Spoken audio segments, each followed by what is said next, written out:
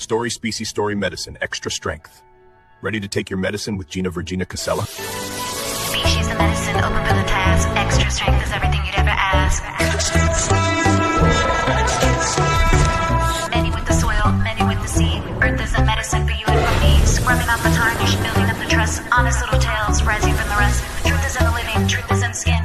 Open up the portal, let the healing in. Extra strength, extra soul. Medicine to make us whole. Feel the rhythm, feel the pace. Yeah, every single space. Are you ready for the cure? Keep it steady, keep it pure.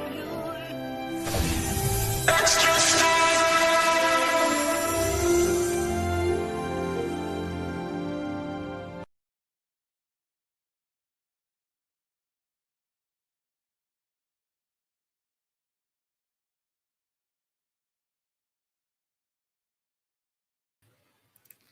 Hey, Dragon Dreamers, Gina Virginia Casella here, and thank you so much for joining me today on Story Species, Story Medicine.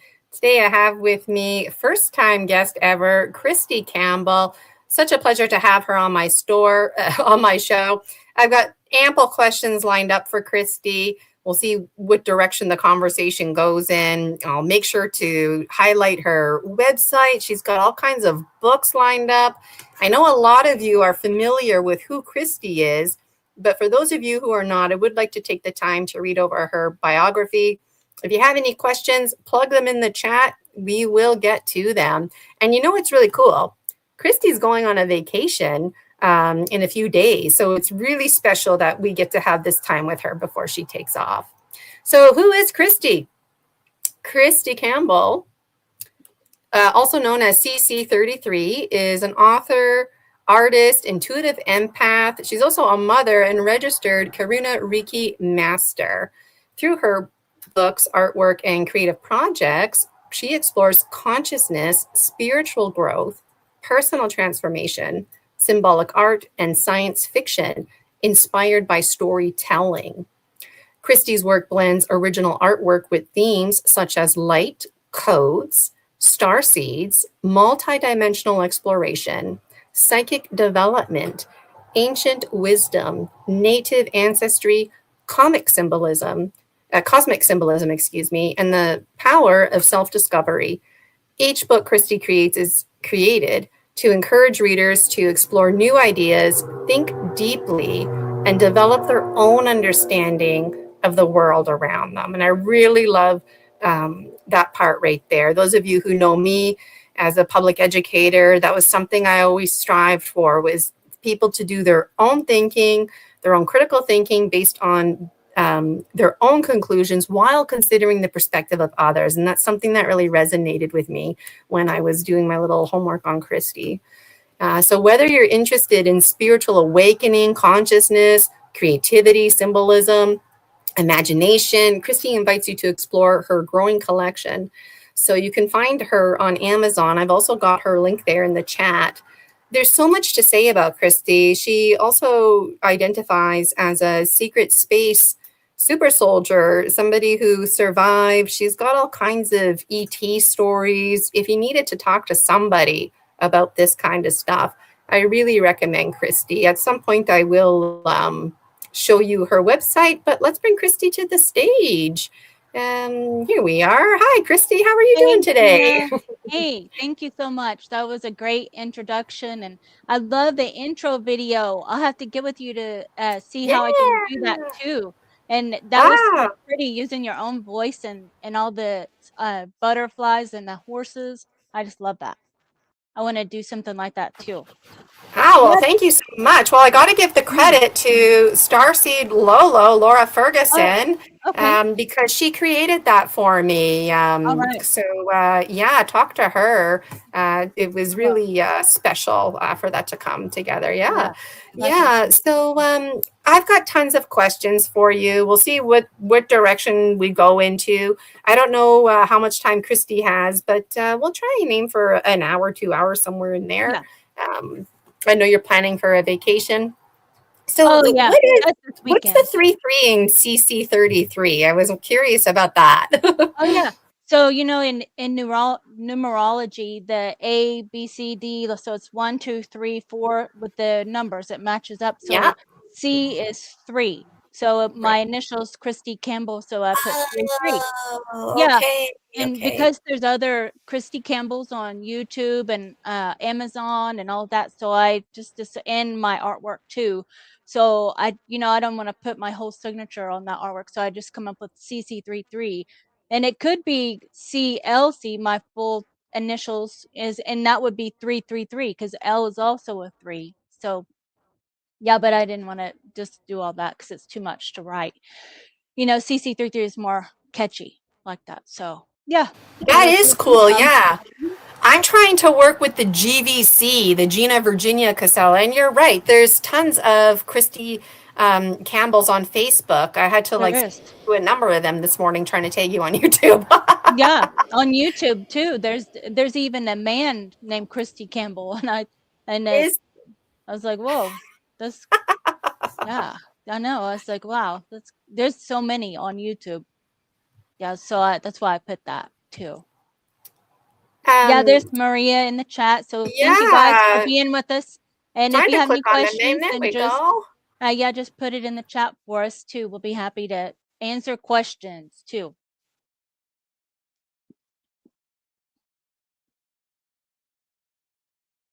Okay.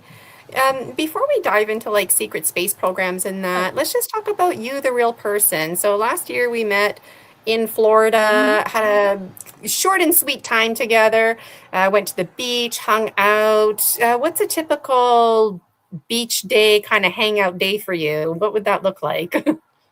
Well, since I'm going to Massachusetts next week, me and Kelly, we're gonna be going to Cape Cod, and they have all kinds of beaches. There's this my favorite one I put on my screensaver here. It's like a silver metallic. The rocks are there in Cape Cod. Um, it looks like another like planet. I always think it's kind of like Atlantis is what it reminds me of, something right there with that ocean too. So it's like the rocks and everything right there. I'm just looking at the picture too. So in the other places there's like Stone Beach where there's like all kinds of quartz and just different all kinds of different rocks that I mean, I just love rocks and crystals. So it's like in heaven, you know. Yeah, so that's what we do a lot of the time is looking for rocks and crystals and cool things like that from nature. And then she has a little dog that we walk around too. So walk around in the woods, you know, there in Massachusetts. So such a pretty state. Yeah, just love it there. That's really nice, just Mhm. good old fashioned hanging out, Yeah, appreciating nature. Me too. I love the beach, just walking and resonating with all the and China's seashells. saying hi. Here's my Hi, cat, China. China. Hi, honey, honey. She's wanting to say hi. I named her Um, China because she was looking up at me and she had Chinese eyes, you know, and I said, "Is your name China?" And then she got so happy after that. So I figured that that was her saying that, yeah, that's her name. That's what she wanted to be called. So, yep, that's what I named her. I love that. So, like I said, I've got tons of questions for you, but it was Mhm. helpful just to kind of learn a little bit about your personal life before we go into any deep dives or Oh anything, yeah. because you're a real person too. And for what it's worth, I don't know about you, but I feel like a lot of people forget that when they have conversations with people like you. They just kind of want to focus on the The secret stories, space. like the climax. And it's like, well, there's so many other themes. Because just like any pie, this is just one slice of you, and there's so much more Oh to yeah. you. You have a twin sister, you Mhm. have a son. Do they experience any interesting dreams? What about your other family members? Well, my dad, he definitely does. It's where probably that comes from with my spirituality because he's the Native American side. He because I live here with my mom and dad. Um, I think that probably we're both taken around at the same time too, because we'll wake up and both kind of have the same mood. Or even like today, we was both kind of clearing our throat or trying to like doing something like that. And that's not normal. So maybe something happened with both of us, because he was doing the same thing this morning, which is odd. And then we'll both be, he hears and sees stuff outside too. We live out in the country. He's seen like the Sasquatch before in his mind. He has all kinds of dream stuff. He remembers like a 20 and back when he said he had remember being in Vietnam, and it was like a 20 and back because he was there, and then he got blown up, and then came, like it was a dream, he said, and then woke up the next day and came back to work, and his coworker remembered him in the dream too, the experience. So, and but he didn't know what that was or how to explain it at the time, because really, it's really not talked about with their generation, with the baby boomer generation. They don't really talk about um, anything paranormal or out of this world or alien. So, oh, Rob's in the chat. So, hey, Rob, see you tonight too. I'll be on Typical Skeptic.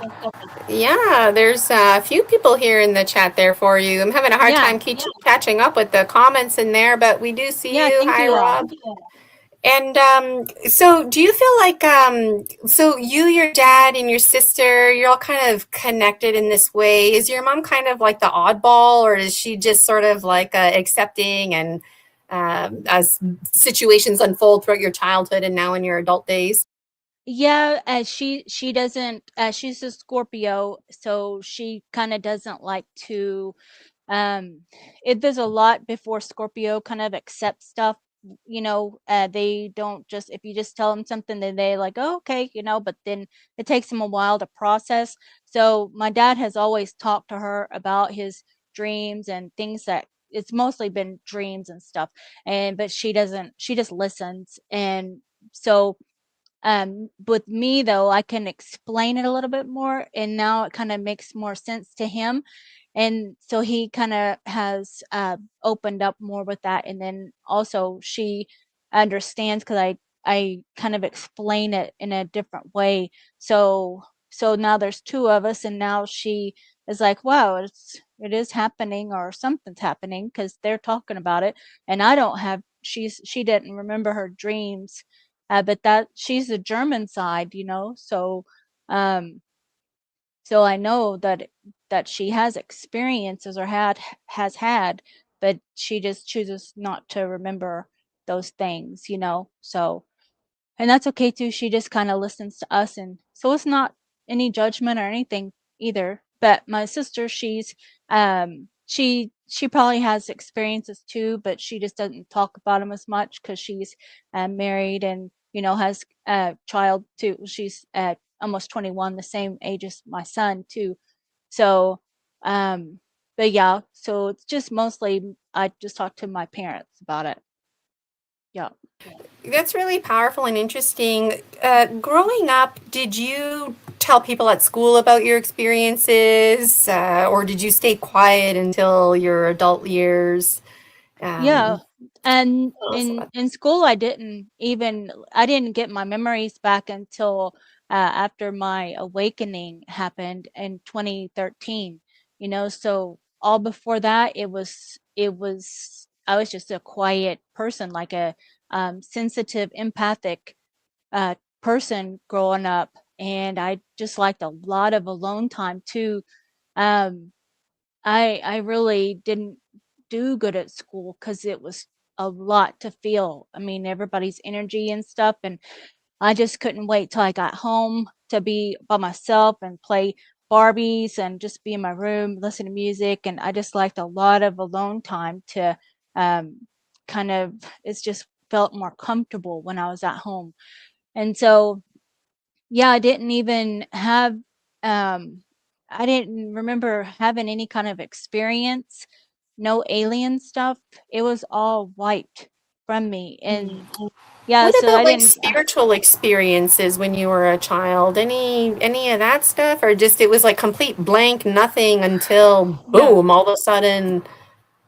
hmm I couldn't think of anything. I was searching for where it would have happened. And there's things that that kind of I questioned and everything, but I just didn't really put it all together, you know, with my dad would, because we would go to church, they would make us go to church and stuff, and but nothing with that. And so really nothing, everything was just kind of blanked out with that spiritual stuff, you know. There wasn't Yeah. I mean, the it mind's wasn't number one talked about. job is to protect you. And even if that means creating false inhibiting beliefs that keep you stagnant and lying to yourself. And so I really Yeah. respect and appreciate your comment about your mother, because at some point, not to quote you or whatever, but you were saying like choosing to remember, like Yeah. it might just be too much for somebody to take it all in at once. And Yeah. even though like I think somebody like your so. mother, for example, she might have to in her own world figure things out before she, you know, wants to share. She just wants to figure it out on her own first. Mhm. And so Yeah. so growing up, your dad's side was indigenous. Did you attend any kind of indigenous traditional ceremonies, or were you like public education? uh, like what was the traditions growing up? Well, his grandma was who was is on the Cherokee side, and she lived uh, like in Muskogee, which is probably a couple hours away. So we didn't ever go. We were in Oklahoma City, so it was further away, you know, because they worked and stuff. So we didn't really get to go see her, and she passed away when I was 2 years old. So I didn't know her really, and she met us and stuff, but I don't remember her. And so it kind of um there was only like things that people said passed down, you know, from her, things that she did, because my dad said that he had burned his hands, or and so she was doing like hands-on healing for him. So she had that ability with hands-on healing, and then she made like herbal stuff too, so she was kind of like that. So the cat's trying to jump up here. um so yeah, so China she wants to be I interviewed. know. We'll have China on the show. I can see it now. Mhm. We'll have this picture, but with China on here. She's she is just like her name should have been Rascal or something like that, because she just loves to play around and not afraid of any of the cats either. So yeah. So, like I said, I Mhm. got tons of questions for you. I just glanced I'm at gonna let my her out. list. I'm gonna let her Um, out so she can leave me okay. alone in here. Yeah. Go ahead. Yeah, my Yeah. mama put her out. So I'm wondering, like, um, if what would you say to somebody out there listening right now? Because my audience ranges. There's a huge gap in my audience. There's like people like you who this is very everyday, familiar, whatever. Then there's a huge gap. And then there's people who are scared. Oh. They're freaked out. They don't have community. And that's what my show is all about, is creating safer spaces to share this kind of stuff. Because when you hear somebody like Christy talk, she's not talking about some movie she watched. She's talking about her real life, real Yeah. experiences, and things from other dimensions, which sounds a lot of fantasy, but really this is the ancient future. It's something that's always been around. So, Yeah. if somebody for some random reason thought for a second that they were abducted by an ET or had some kind of interesting past life, like what would you say to them? What words of wisdom do you have? Um, like when people come to my for my sessions and stuff, they ask if they have had any, or if I see any experiences that they've had, because they don't remember. So what I try to do is just break it down from childhood, like if they remember anything going on in childhood, any shadow figures. So it's just kind of breaking it down, and some people don't remember any of it. So it's kind of then looking at stuff that they resonate with, if they're drawn to some things, you know, like such as the star seed or the SSP stuff or something, because something is waking them up, you know, to this. So there's some reason that they had chosen to not remember, and now it's starting to wake up, just how my experience was too, you know. Um so the thing is sometimes we just need um you know, a session or somebody who can kind of help us remember just pieces of it, or if they have dreams and stuff too. So it's kind of different for each person, but pretty much where a lot of people are waking up now and they are seeing things in their dreams or having memories or drawn to this SSP stuff. So they have questions about that.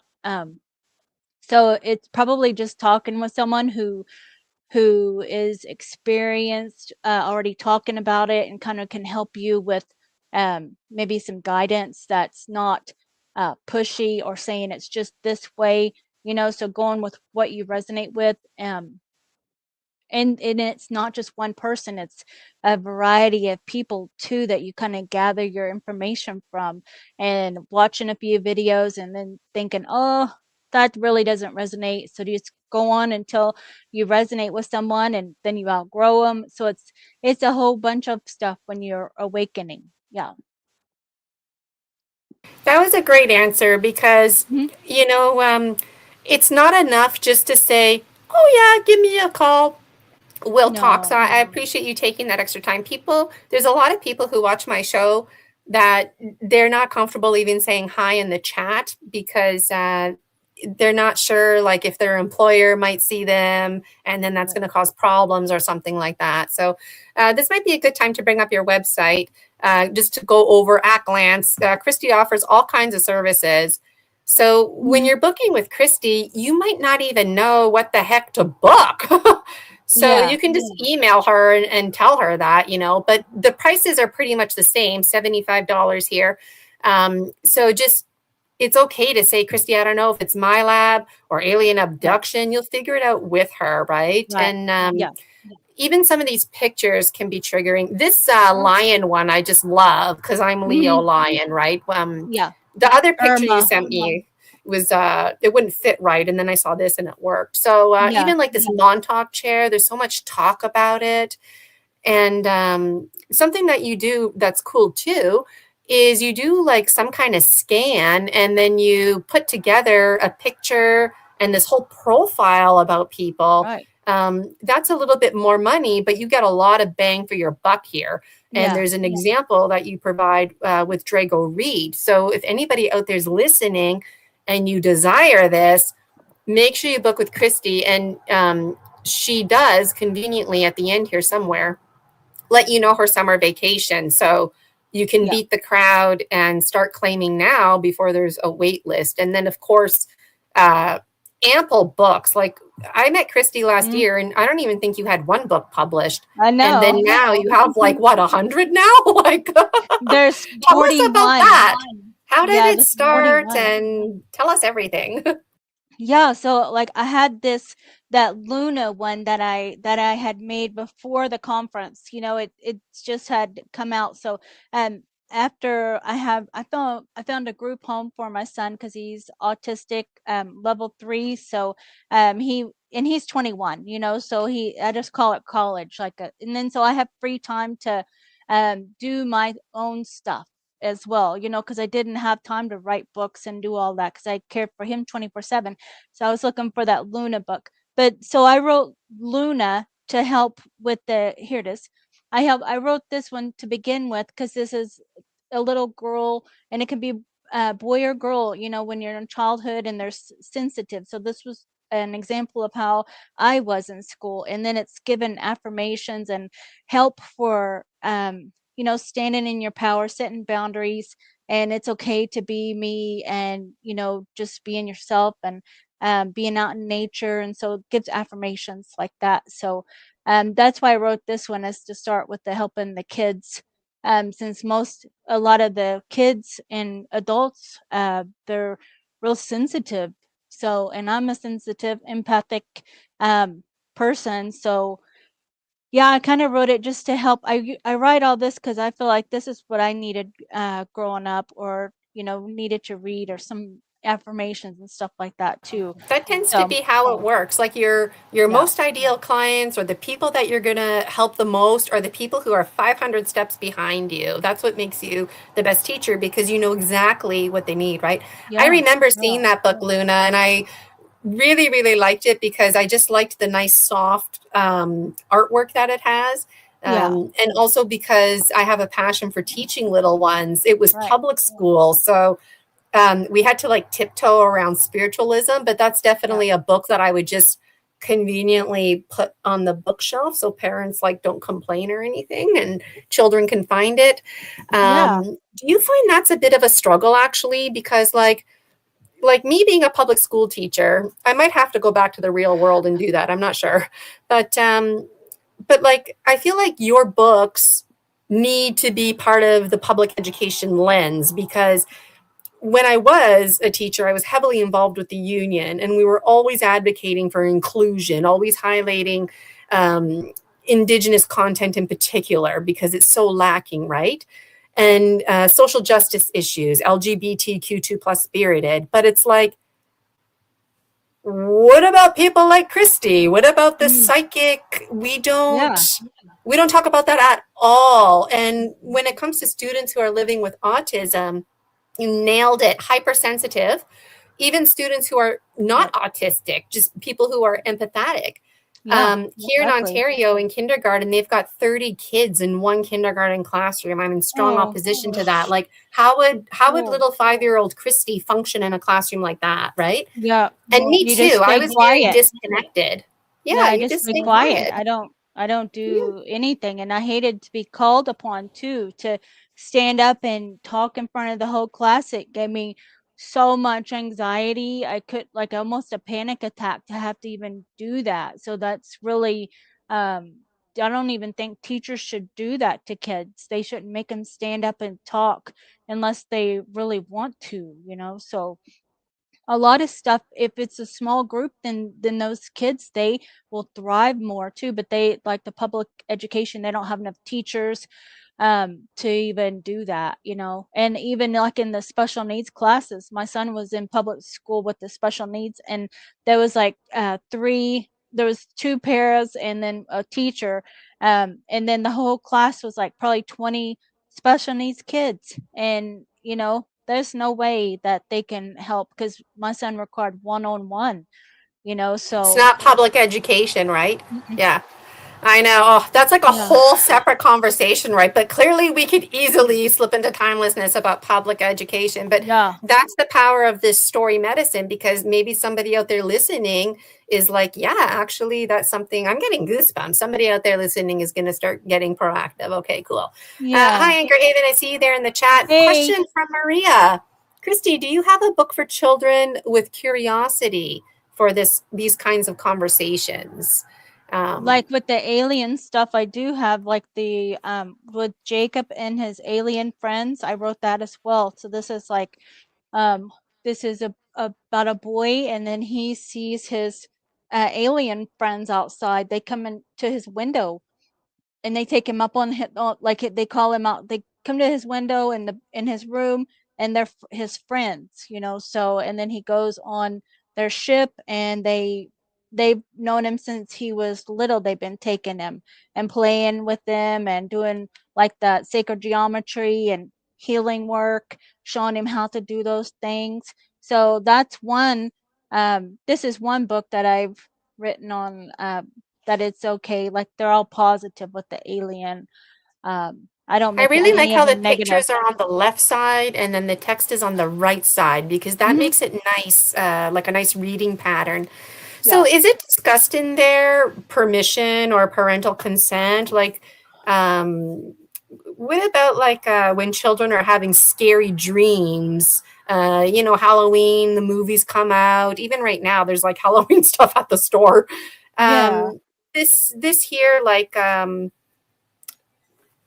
you ever get annoyed about that? Like just because it's Halloween, all of a sudden people are more into it, or Um, I don't. I like, how would whatever you kind talk about scary ETs to kids? I guess is what I'm after.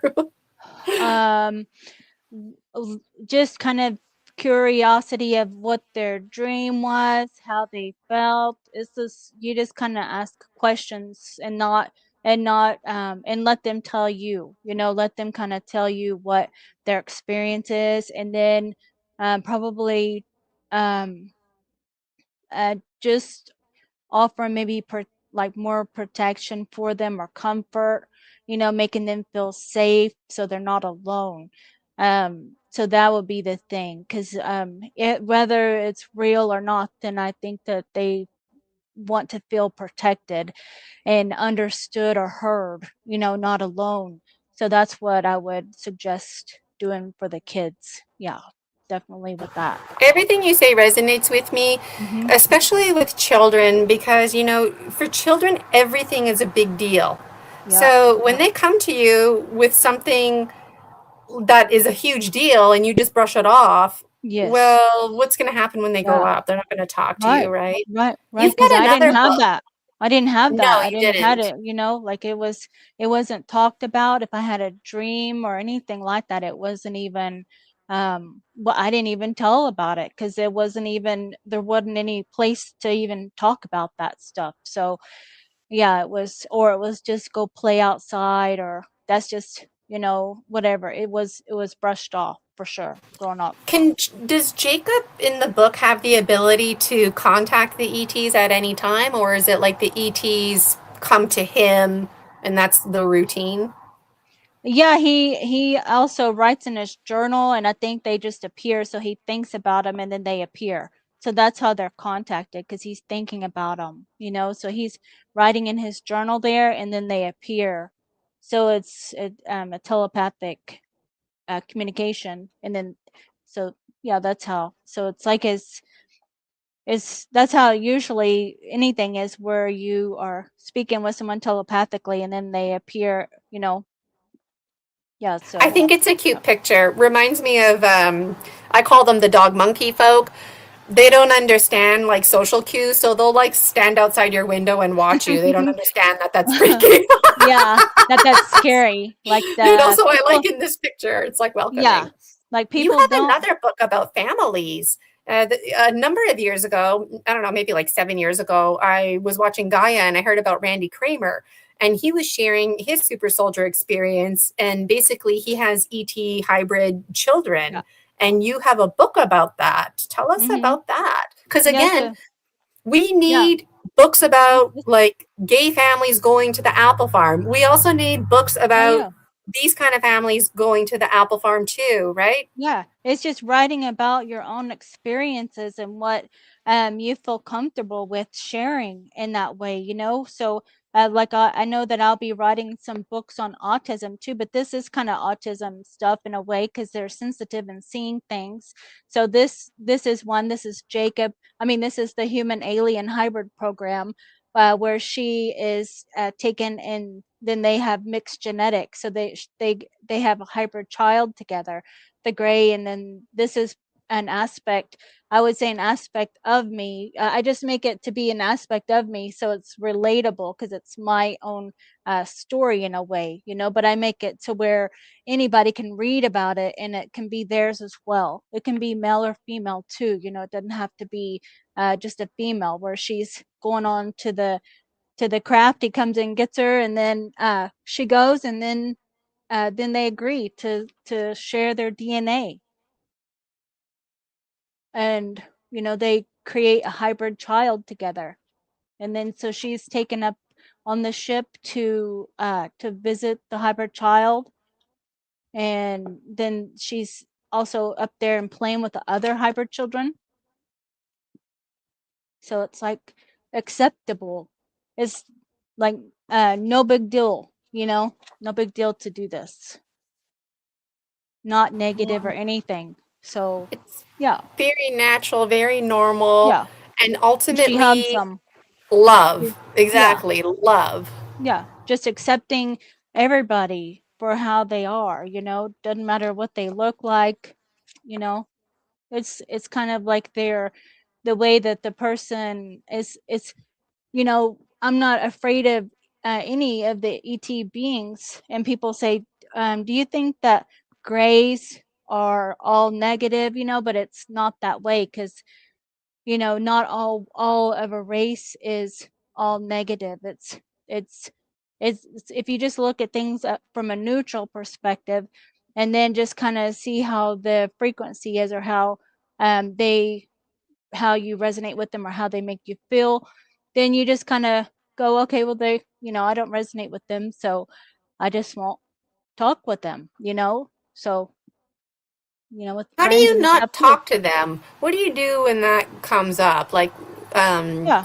well, Like because friends and stuff in this yeah, physical world, when you don't resonate with someone, then you just, you just really don't have them in your friend circle, because you don't resonate with what they talk about or their interests and stuff like that. So, at some yeah. point I was going to ask you about protection.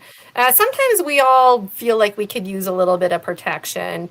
Hmm. Um, Yeah. All when the do time. you feel like you need protection? Yeah. And is like all the time, little things, big things, is just part of your life, part of your self Right. regulation? Tell us about that. All the time. Like when I first wake up in the morning, then I'm burning contracts that I made in my dream time that I was unaware of, just and I just do that just automatically too. And then I ask Source to shield and protect me and cleanse and purify my auric field all the time. After the interviews, after you get out, come from the store, um, all the time. Yeah, throughout the day, you do it. Wow, that's really Mhm. good to do, and it's probably a healthy habit because it defaults you to be self-reflective. How am I feeling? Constantly checking in with yourself, Yep. Yep. environment to Always. environment. We got Definitely. a question from Maria. It's about Yep. satanic rituals, and I know Christy, even on her website, highlights this kind of stuff. Mhm. Um, this one is specific to the Halloween season. Do you know if satanic rituals are performed for mind control purposes in medieval castles around Halloween time? Yeah, they have those are isn't that the most satanic ritual, with the elite and all of that, their Halloween is like the Day of the Dead and all of that too. Not the Day of the Dead, but the veil, how it's the day before and all that. So it's on their calendar. And there's Leo. He's Like watching too. the satanic abuse schedule is on the calendar? Is that what you mean? Yeah, they have that with like the elite have calendar days that they use, like if it's Easter, or they have certain holidays that they use for rituals, or bringing in energy, and then it's always a sacrifice. Yeah, always. It's always a bit disturbing to, talk about these kind of things. Um, but in essence, yeah, there's a calendar, and certain Yep. times of year people are getting sacrificed, and there's an expectation, just like at Christmas, Easter, you have a turkey or something like that, that these kinds of things are going on. And Yeah. you're saying that, yeah, around Halloween time, it is increased, and Halloween is like a designated day from long ago where this kind of stuff Mhm. sadly happens. And you know what's Yeah. interesting too? Aside from secret space programs, um, ritual abuse and the more blood, the better. In ancient history, we were quite dramatic. And I feel too, we were quite vulnerable, and we did stuff out of desperation, and we were manipulated. And it just opens up a can of worms for me.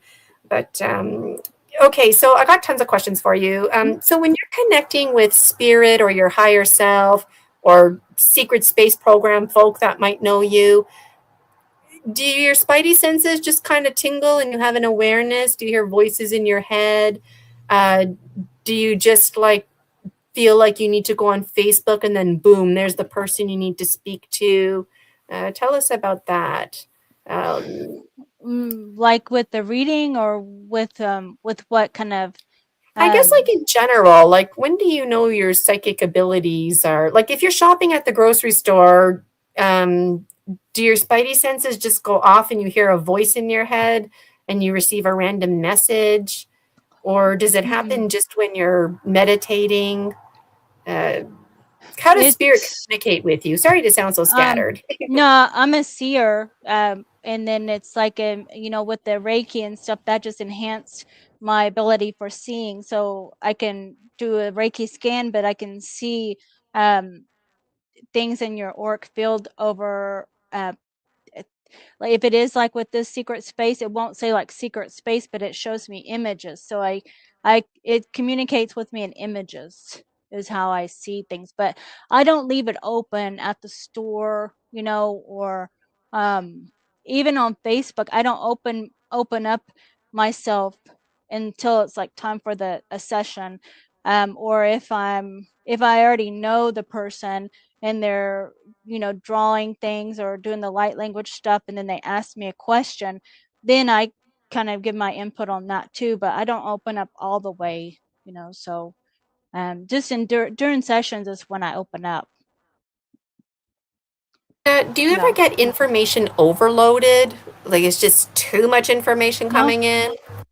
It's not ever overloaded. No, it's a lot of information, but it's all shown to me and it all unfolds like a whole story.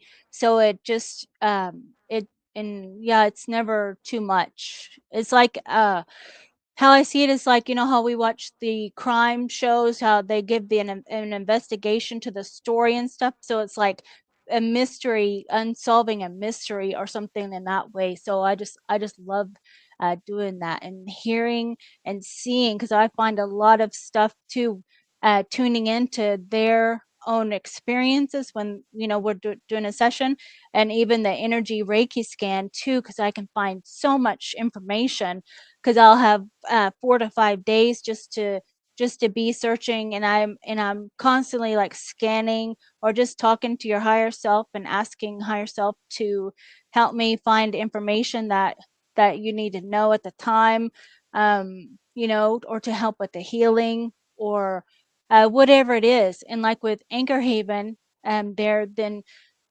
she had one of the energy Reiki scans too, and her altar came up, and her little altar, this like Kit Kat, and she's at Montauk, and I was at Montauk. And so it's like we were both the same age talking to each other there. And she came up whenever it was like when I was going to sleep and at night, like I was going to sleep laying there. And then I'm guided to send the Reiki at the time too. So when I'm doing the energy Reiki scan, then I'll wake up sometimes and my hands pulsing. So, and then I'm thinking of that person too, and I just know that that's time to send the Reiki, and then I'll do that. And then sometimes that's when I'll get visuals of stuff, or their higher self, or just all kinds of things, different things come up. And then I'll gather pictures too that match with what they're showing me with the if it's SSP stuff, or anything at all with them that they have asked me to look for, then that's what I'll do during the session.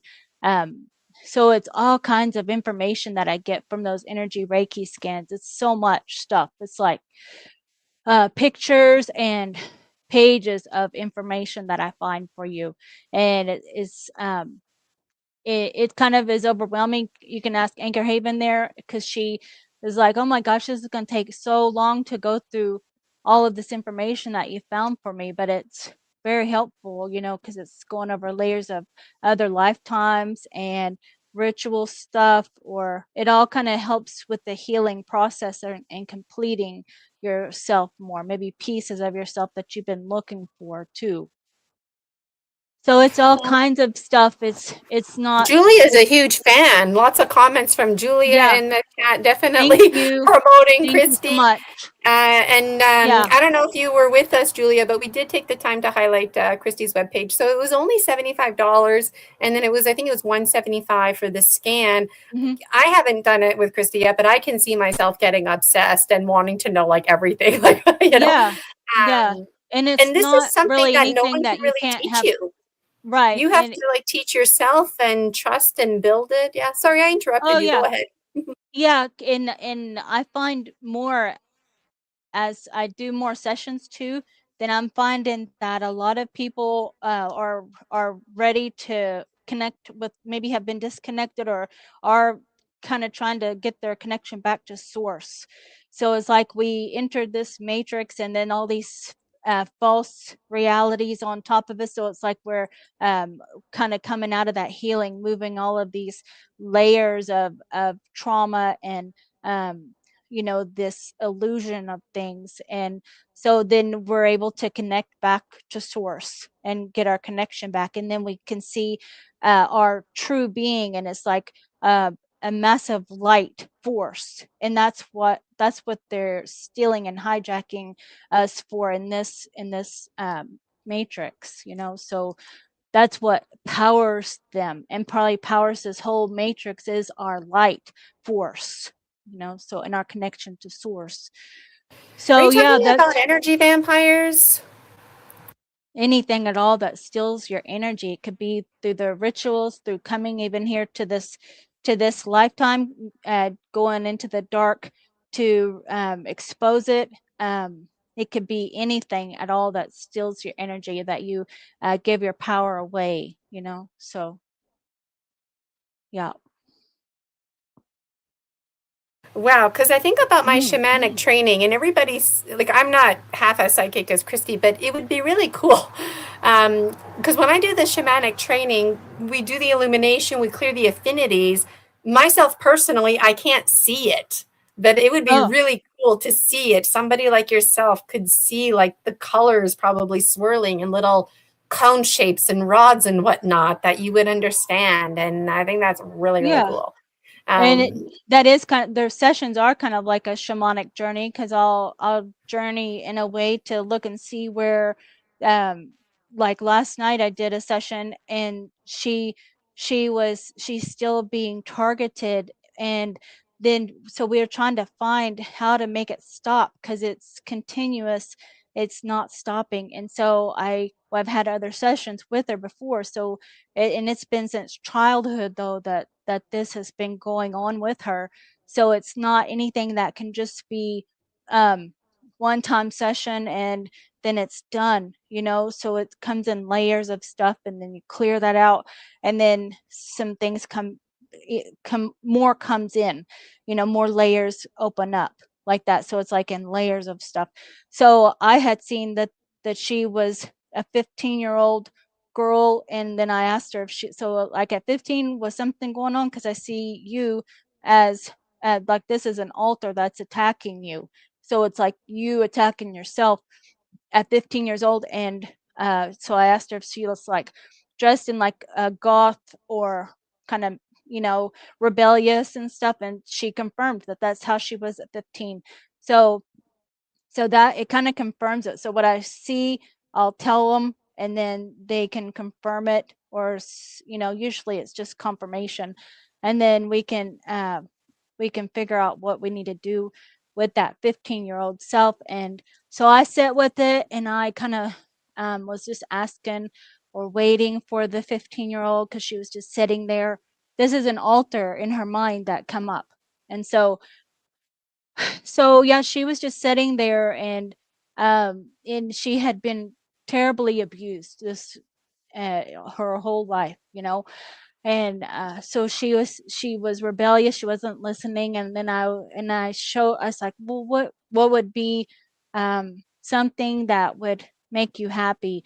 And then I thought of freedom, because she's been controlled by church and her parents, and abused and stuff and all that. And then so when I said like freedom, and showing her being able to go to the movies, she was showing me like she never got to go to the movies and eat popcorn.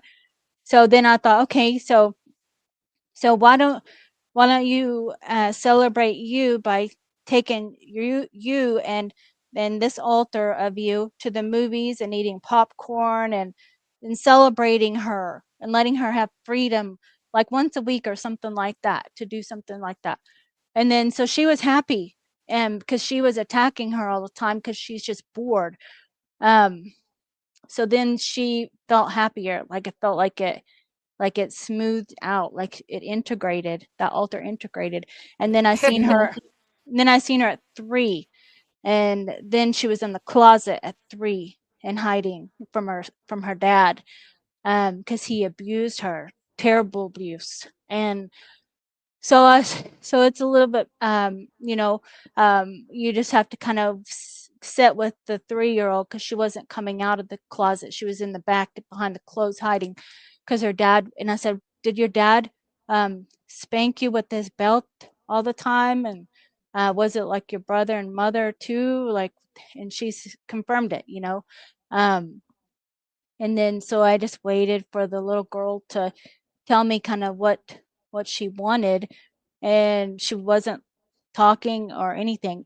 And I said, okay, so let's look at different way then. So then I looked at her dad, and he was taking pictures of her and stuff when she was 3, and sending it to other people and stuff like that. You can imagine. And so then I said, okay, so let's just freeze them.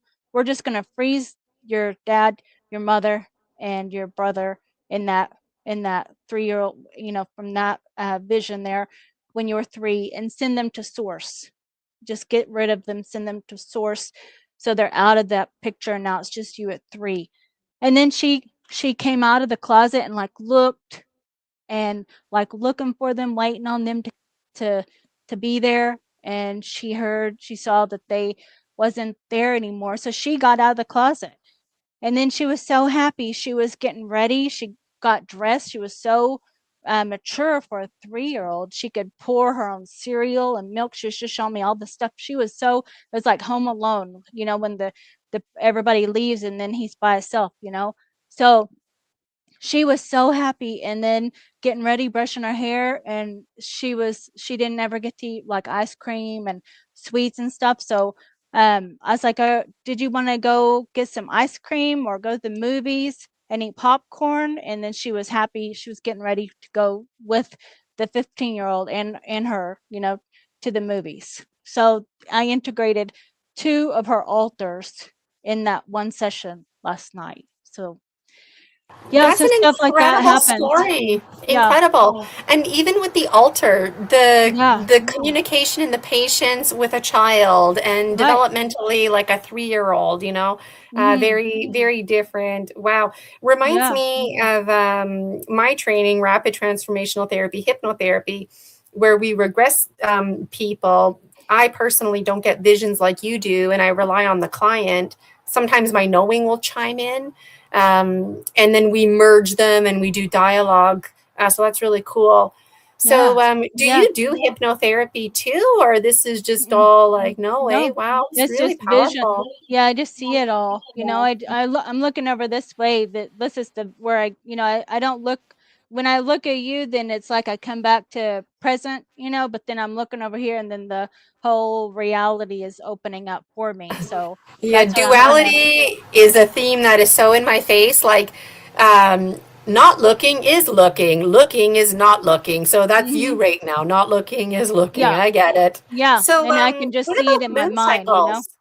Do you work with moon cycles or natural cycles? Um, I don't really. I haven't ever. No, that hasn't come into my awareness with that. Mm-mm. You're It's a. like day in, day out, protecting yourself, self-regulated, working with this. Mhm. Do you make like flora or holy water, something like that, a flora? Do you have a routine where you burn incense and light candles? What do your spirit tools look like? I do use sage, and I cleanse myself with sage in my room and my home and stuff like that too. And I do thank my ancestors for walking with me, and my guides and everything too for being with me. So when I'm doing this sage, that's what I'll do with the feather, like just smudging myself like that.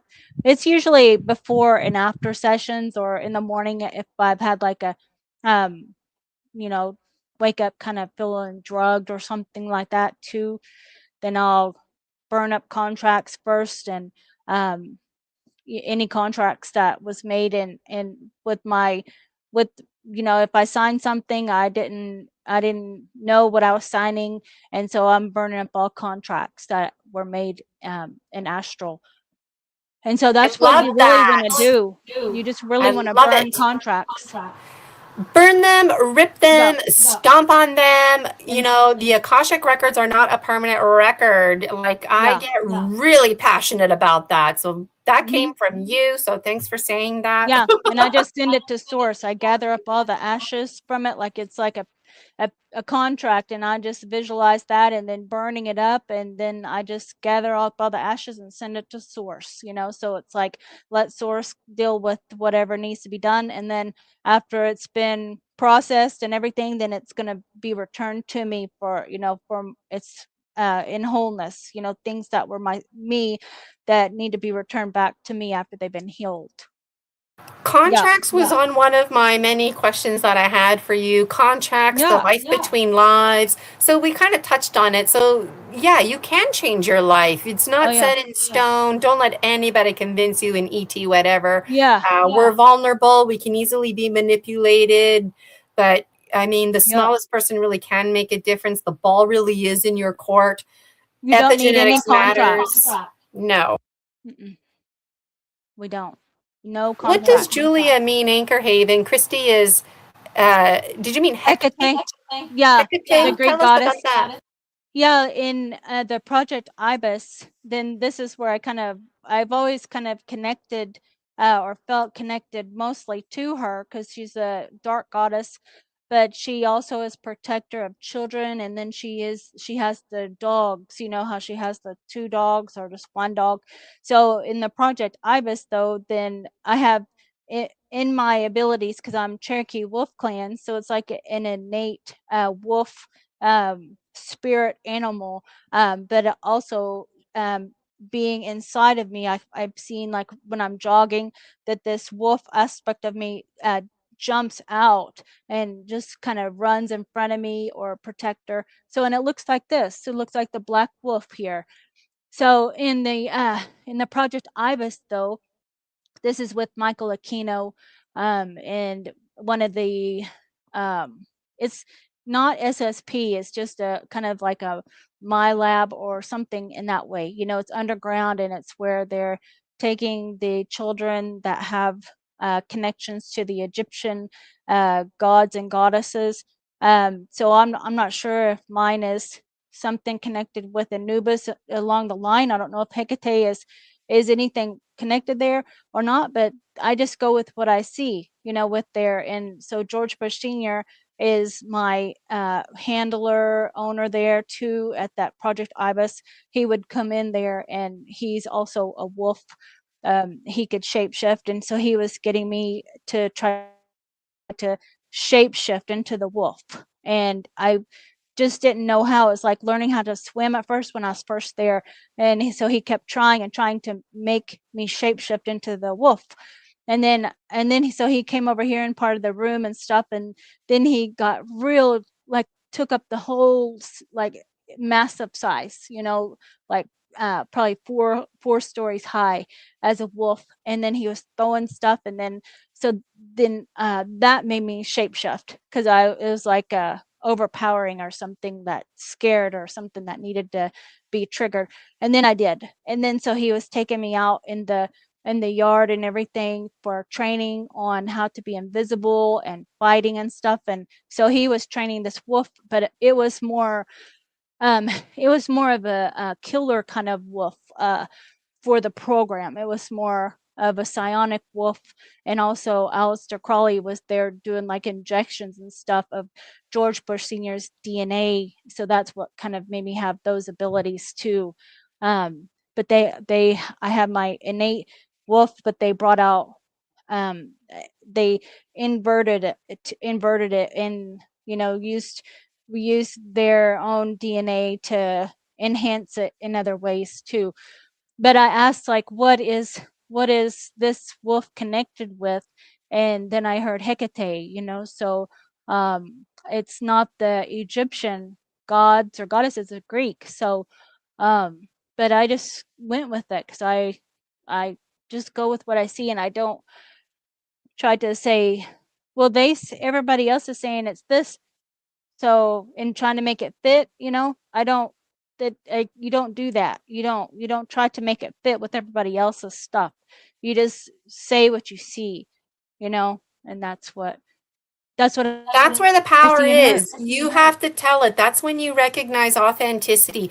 There's so many imposters out there. I get it. People want to try and be cool. People are also like making shit up just for views and whatnot. But like, this is like real. This is authentic stuff that we're talking about here, right? And it might make people feel uncomfortable hearing you drop names of, you know, deceased famous people, if you will. But these are the images and the information that's presented to Christy, and she's not the only one having these experiences, you know? It's him in the book, you know? It's him. Can you tell me about the hands? Okay, let me rewind. 2 questions, and then Julia had a question here too, but just with the wolf, when you shape-shifted, were you a wolf hybrid or were you a full wolf? A full wolf. Do you remember? Okay. And then wolf. the picture behind you, the hands really interest me because I've seen my own visions, but also AI created. The hands are very interesting to me because for me, and I know there's different kind of hybrids out there, but I kind of feel like it's like part wolf, part cat, part maybe squirrel or chipmunk, and maybe part raccoon mixed in there. And I never hear about raccoon, squirrel, chipmunk. I don't know why, but I think it's because they kind of have thumbs. I don't know. Does chipmunk, squirrel, cats, does that mean it? Do you think that maybe they're part of this hybrid? I just feel like there's something in the hands and the shape that I don't know. Maybe I'm wrong. With this, I don't know. With him, he seems just like a pure wolf, and then he has his claws and everything too. So it's like a werewolf hands, you know. And his feet too, so he walks on his kind of tippy toes, and I even do that as well, and my son even has that, but it's like a sensory thing. So but it's also for running fast, and so he can run like 1 mile around. It's like 4 leaps, and then that's a mile for him, you know. So it's not but then the raps and stuff, that's just because he's showing he's a warrior, you know, and he has a thing here, but it's like a warrior, like tribal. That's tribal stuff. Yeah. I was going to ask about the tattoo on your hand too, because when I was looking at the wolf hand in the background, I was like noticing, do you have a tattoo here on the top of your hand? Or maybe it was a shadow that I saw? Yeah. What is that? Tell us about that. That's my light language. I write on my arms here too and stuff. Anytime I'm doing sessions and interviews and going out, like if there's like the like I had it all the time at the conferences and stuff too. So anytime at the conference you had like literally like marker on your arms, and you have a strong finger. When we were hanging out at the sand, I thought Christy had like a rock and was like doing her like it was the index finger, and I'm like, whoa. Yeah. And I was writing with this part of my thumb. Whatever, like my joint of my thumb, I found myself writing like that in the sand. I don't know what I wrote, but I was inspired. I'm like, I'm getting in on this. I didn't know what I was doing. I always am writing the light language, and so I was infusing the beach there with the light codes and everything too. So you know, I always am writing light language, light codes, and it's just frequencies. You must have all kinds of markers at home, eh? And different like sparkly and stuff. And I remember when I first heard about you, like before Florida, you were posting cue cards about writing, and you were showing pictures, and I was like, you need to date those or whatever. And now you're publishing books. I was going to ask, do you feel like maybe upon reflection, all of this time you've been creating an oracle deck, multiple oracle decks? Because that's the vibe that I've always gotten with your images. I know it's trying to find like because most of them are just the symbols, you know, in that way, and people want to know what does that mean in English, you know, but it's their frequency codes. So it's not, if you know, not everybody speaks English, but everybody, it's a universal language. So even if you speak French or Japanese or anything like that, then you can feel the frequencies in the code. So it's not going to have an English translation, you know, the frequency codes. And these are what you would call telepathy, like telefrancais, telepathy. Somebody was trying to explain that to me. Is that like what you're saying? It's just, it's a language everybody knows, but you don't know that you know it until you're activated. Like, Yeah, it's your soul codes. So these are codes that you have with like your all your whole connection to your higher self, oversoul to source, your whole soul stream. So you're going to have all of these aspects of you that know all of these languages and symbols and tones and frequencies and everything that you can tune into. You can tune it because they're all you.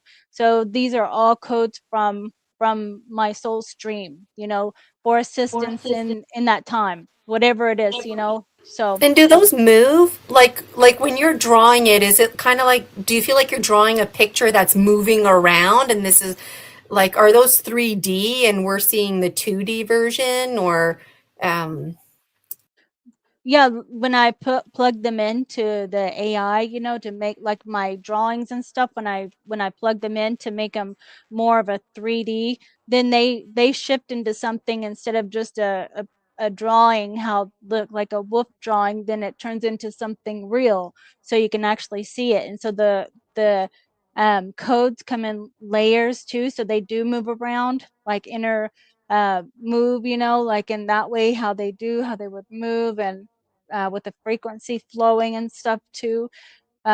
So yeah, they do move, and they do come alive with artwork, with more the AI artwork too.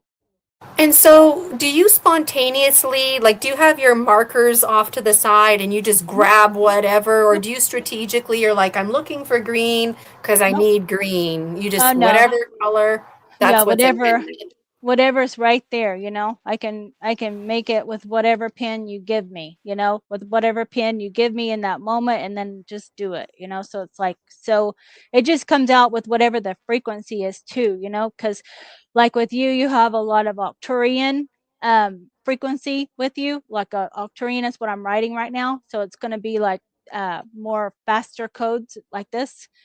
So and that tells me it's like Arcturian when it's fast and it's kind of messy looking, kind of scribbleish like this. So that's Arcturian to me. It comes out very fast. So Is you that a would have reflection of my handwriting, perhaps? Because I have very scribbly handwriting, or is that's a no, it's your reflection of my energy frequency. code? Your Ah. frequency of us talking right now. Yeah, it's of you talking and asking me, and then that's me tuning in to that and then So, like writing the it. next time I talk to you, I might have a Pleiadian Mhm. frequency, or okay, Yeah, I get you you. have more I than get just you. Arcturian. Like you have Okay. Syrian as well. So, I just think of Syrian right now. You have Andromedan. But what does that You have mean even more Pleiadian. deeply? Like, are they around Starseed. me right now? No, Or this like, is in your DNA. This is your starseed DNA lineage. So you have these codes oh, within you. okay. So this, so Yeah. like next time I talk to you, this information is still going to be consistent. But Yeah, the these are Arcturian part could change. Okay. right, right. This is just codes within you that that are most relevant at that time. So of course it will change because you have all of these different aspects of you, part of your star seed lineage, where you have aspects in these realities that you can pull from. Their experiences or memories or codes or um, anything like that, of your other aspects, Syrian, Andromedan, Pleiadian, Lyran, because you have all any place that you can think of that are most common.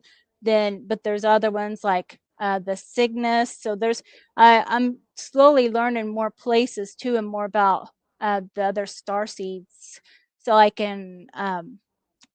I always read more about each one of them, so I I can was going to ask that. How yeah. do you know like the names? Like, I guess you just read about it and make sense of Mhm. things, or do you hear a Yeah. voice and it's like, "Hey, Christy, FYI, Pleiadians, that's what we're called." Like, Yeah, so I've researched Pleiadian, Syrian, but it's also in your auric field, like you like it tuning into you now, and then so I'll just see the word Syrian because I'm asking you, show me some of your star seed places that you have aspects of, and so I see the word Sirius, Pleiadian, Andromedan, Syrian, Lyran, Cygnus. So I keep on seeing CYGNUS, Cygnus, and Alpha Centauri. I see that, Vega. So these are all places that's coming to mind, tuning into you. So something like this, you could research on YouTube, starseed lineages, or just type in Vega, VEGA starseed, and see if you resonate with the Vega starseed. And I'll definitely see. have to look into that, because it's interesting. Like, I almost feel like, it would be really beneficial if somebody like yourself wrote like a dictionary kind of at glance. Maybe you've already done that, but it would be special because it wouldn't just be like a dictionary chat GPT definition of who the Pleiadians are. It'd be who the Pleiadians are from your perspective. Like, you could probably write a chapter just on that, And Julia, I will get to your question. Sorry, I got other questions on the go, but we've been chatting for almost 2 hours. Like, I mean, definitely have to have you back. But Julia wants to know about the undersea programs, and do you have personal connections with dolphins, or were they folks that were around you? Can you tell us a little bit about that? Yeah, that's that Project Seagate that she's referring to, Project Seagate. So the Seagate is like the military group. It was like a small group, but there's many of these groups that we're finding, all over the place, that is looking for these relics, and they're kind of in hidden realities. So it's like a team that's searching for these lost relics that they're going in, and it's going through different portals to access, and it's really detailed of neat, like remote viewing some place of even where it's located, because so we're in on there's like a base on the bottom of the ocean, and this is in the Gulf of Mexico, is where this one is located. And so the dolphins help us. They also are military trained dolphins too, so they would have it's like a vest or some kind of strap thing to where they are marked or something like that, to show like military training dolphins or so in that area. And then so they work with us, we work with them to communicate. So we would have their DNA as well, so we can communicate with them telepathically and make psionic like sounds and stuff, or something with that too, where they can come and get us, and then they take us to wherever the Stargate is, because we're dropped off in the middle of the ocean in a helicopter like vehicle thing. It's doesn't have like a propeller or nothing like that, so it's more advanced. And we have to call in the dolphins, and then the dolphins take us down where the Stargate is, the location, and we have the DNA to access.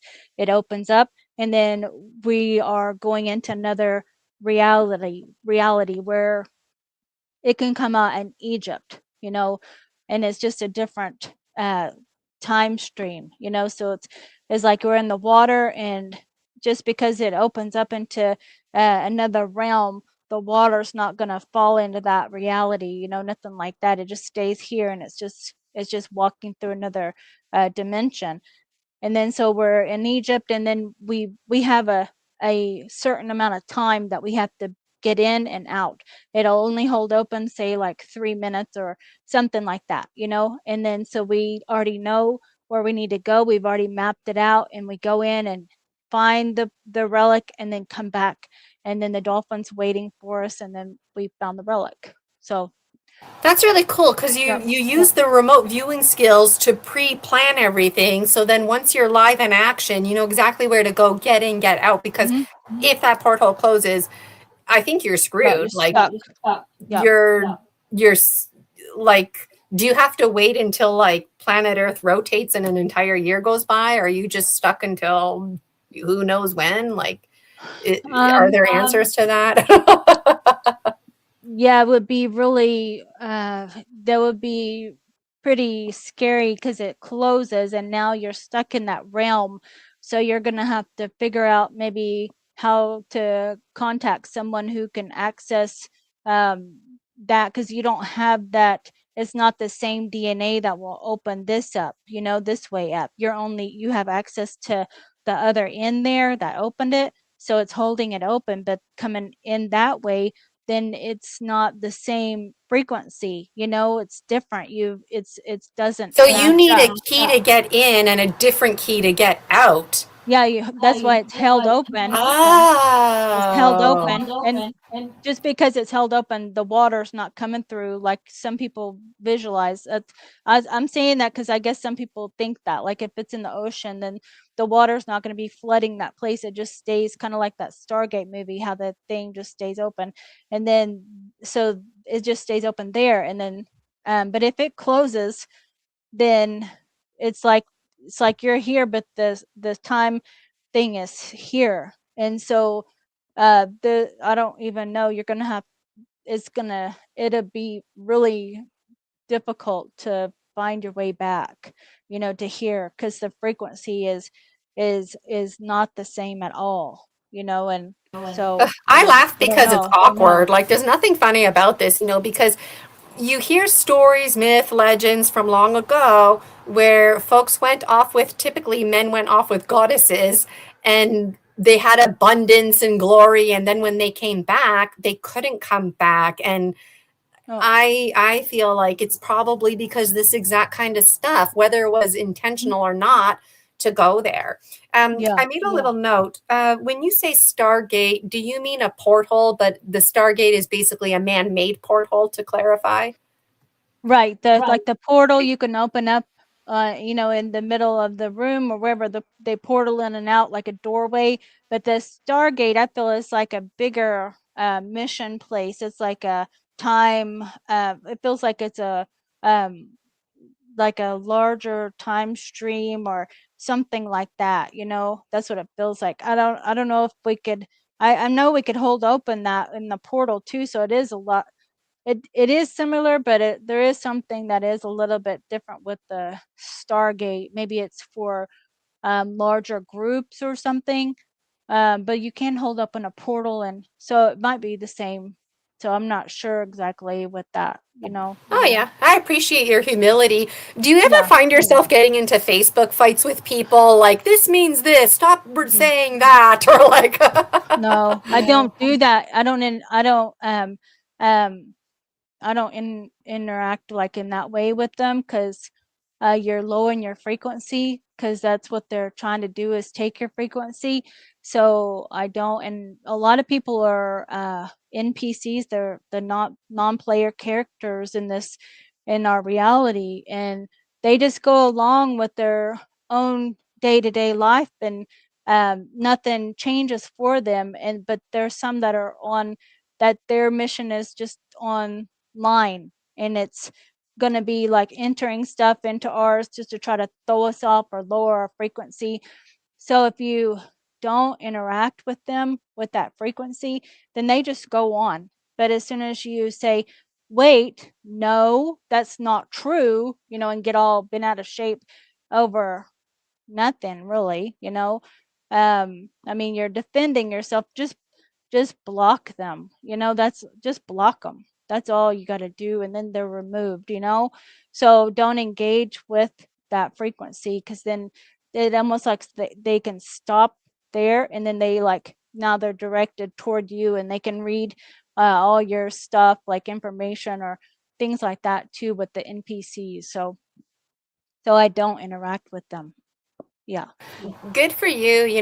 I never used to get into Facebook fights, but I would get into these conversations, and I found they had their heart set on a certain category. And at one point, when I first did my hypnotherapy training, like, I would regress people and they would go into past lives. I wasn't expecting that. It was cool. I was hopeful for it, to be honest. But when it started happening, I thought, oh, geez, I better know my stuff. And so I was starting to fall down the rabbit hole with Pleiadian, Arcturian, thisy and thatty. And then I let it all go, because I realized, like, I don't know what the heck I'm talking about. And I really thrive on being the village idiot. And I was shy about that, but now I realize that's my gift, is being the village idiot, because I say stuff that I don't know what I'm talking about, but other people do. So it's okay if I don't know what I'm talking about. It's okay.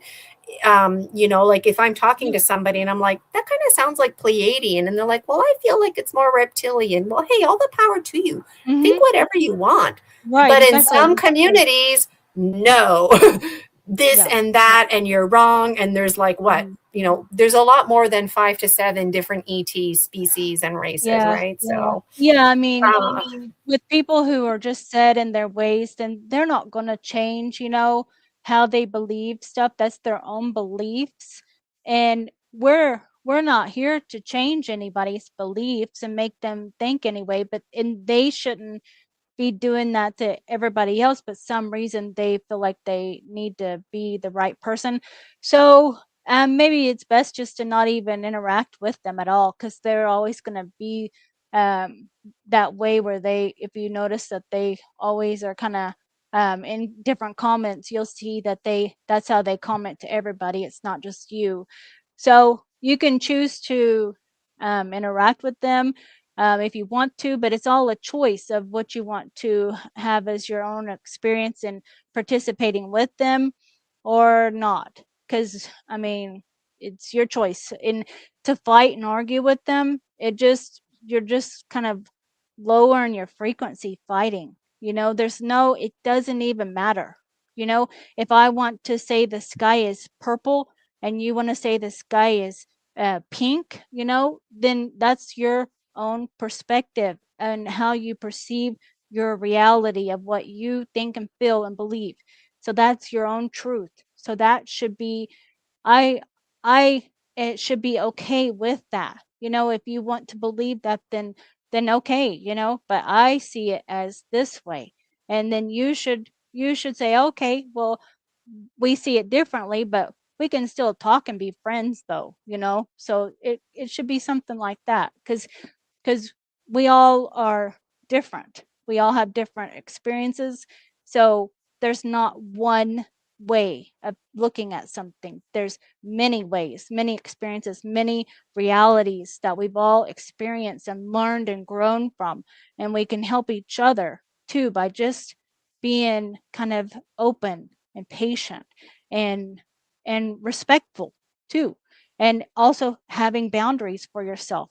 Keep your boundaries up, and don't let people cross your boundaries. You know, set your boundaries of what you're willing to accept. You know, okay, you've gone too far, you know, like that's too far, you know, of they're talking, I'm like, yes, yes. Like, I mean, if I end up back in the classroom as a public school teacher, I definitely want to have you as a guest speaker. You know, like these days you can do that, right? You can have a online Zoom guest speaker.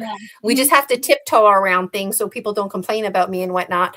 But this business of believing in yourself, standing up for yourself, having healthy boundaries, this content applies to every single aspect out there, you know. So this is very powerful, and people don't hear it enough. Like, it's cool to talk about feelings today, and a lot of people don't know how, because the generation predating ours, like your father's, my parents, like it's the door was even closed that much more for them, you know. There was no internet, and people did get beat up, and they still are.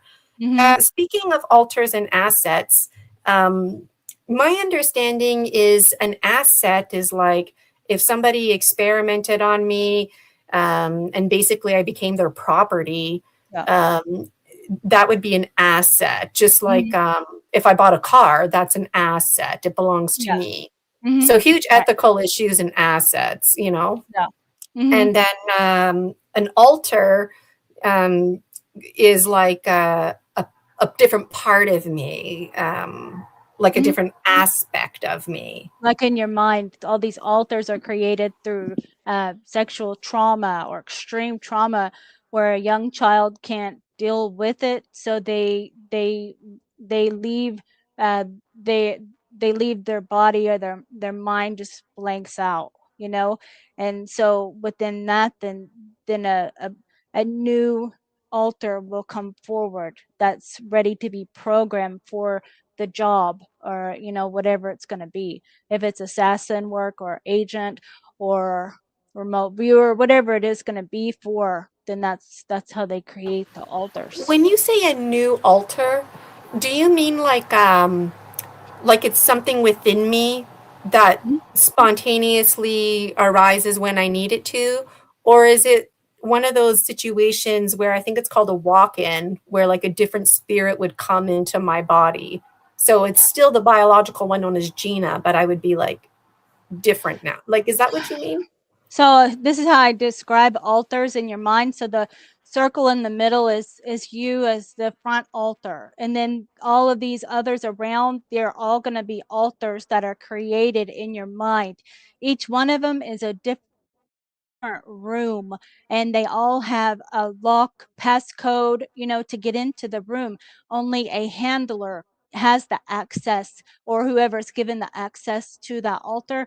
That if it's like a key to that storage closet, then they will have, the access to that storage closet only. And then they would close it back up. So they're the only ones who can access that altar, is a person that has the key or the code to open it up, to bring it forward, and then they have to put it back too. So then after they complete the mission, then they put it back. So then if that the person is ever questioned, interrogated, then that front altar, this main person, they won't have any memory of what happened, because it happened in another altar, and it's completely locked away.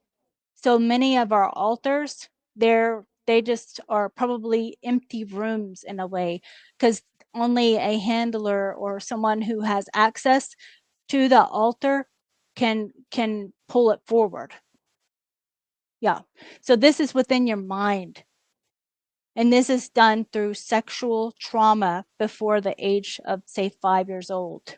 This happens. Specifically sexual trauma or any kind of trauma?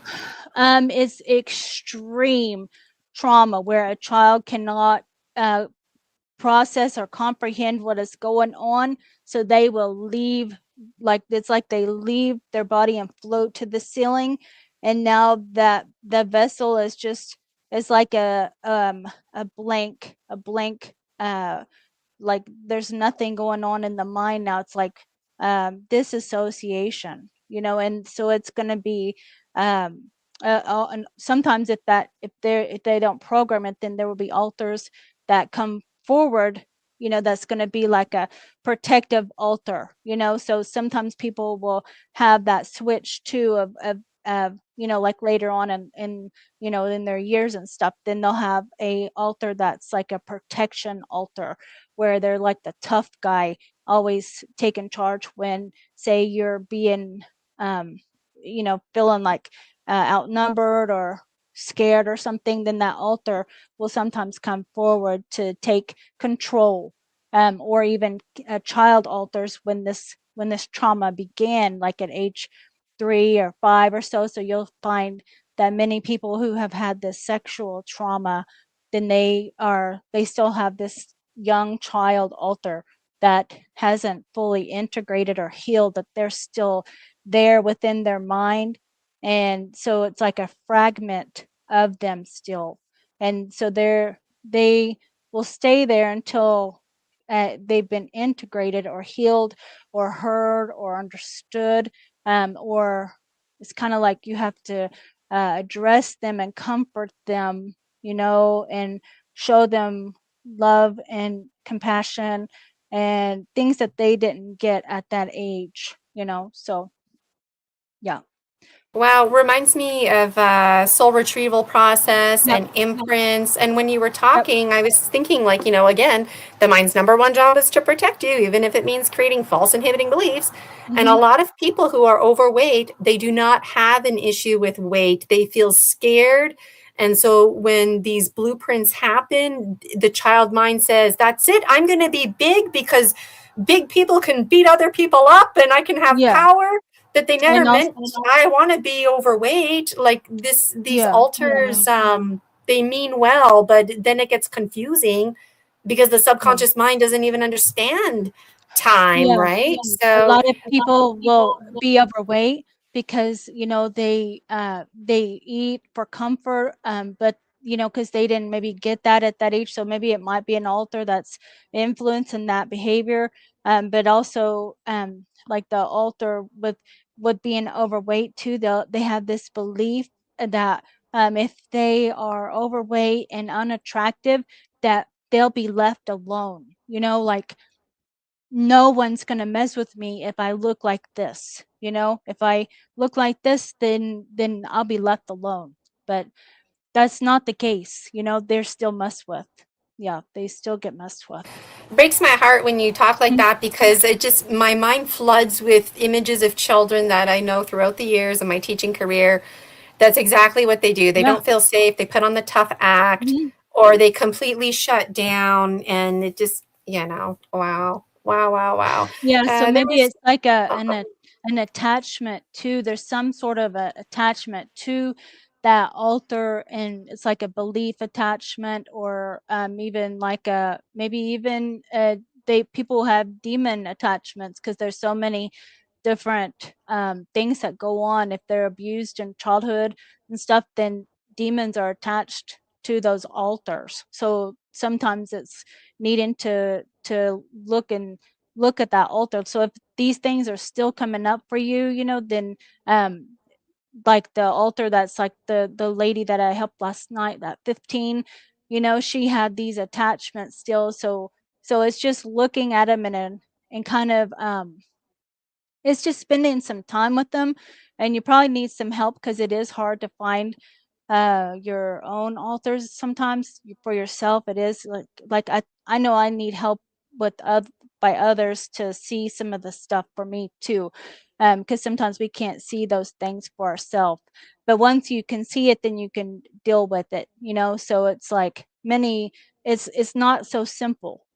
It's needing to address trauma that happened, but also attachments to that people placed on you at that age, or even, demons that were done in rituals and stuff that are attached. So it's like needing to, go to that altar and then burning those contracts that were made, and then any kind of attachment or, seals or implants and stuff at that age. Then it's needing to address all of that too. So yeah, there's a lot to cover with just one it's session. yeah, Some people get it is. frustrated because they think one session is going to fix everything. It's not a reality. Ideally, you want to see somebody Yeah. multiple times over consistently. Maybe just a few more questions for you because I know I don't want to tire you out there for Rob's show later. We'll just keep Yeah. talking right up No, until no. your next show. But No. I appreciate you talking about blind spots because a lot of us have a hard time asking for help. We try and do things Yeah. on our own. We don't have eyes behind our head. We all have blind spots. The shaman Yeah. needs a shaman, like even myself, I belong to a collective, and once a month I go. Even if I don't feel like I need it, I still go and I get my chakras cleared and rebalanced, and it's Yeah, just it's good. part of my routine. Something that I wasn't aware of until I did my shamanic training: entities within entities. Like, geez, just when you think it's over and the Yeah. client is different, you're just working on a client, and it's like there's another layer. And you mentioned Yeah. layers earlier. There's so Yeah. many layers. Mhm. um, Yeah. I still have like a ton of questions for you, but maybe I'll just zone in on the chat questions there. This one here is, it's been on the screen for a while. How do you tell if someone is an NPC? With the NPCs, then I think that we it's like they just play the game of what is our reality here. Like going to work, um, doing the same stuff over and over, watching the news, and not ever changing. Like if you present this kind of material to them, then they're not going to believe it. They're not going to accept it as truth. They're ones who will kind of just not even want to even listen to this type of information. So they're not wanting to change. They want the same reality to continue on, and they just listen to news programs or things, and just follow the program. They're just like here to follow a program.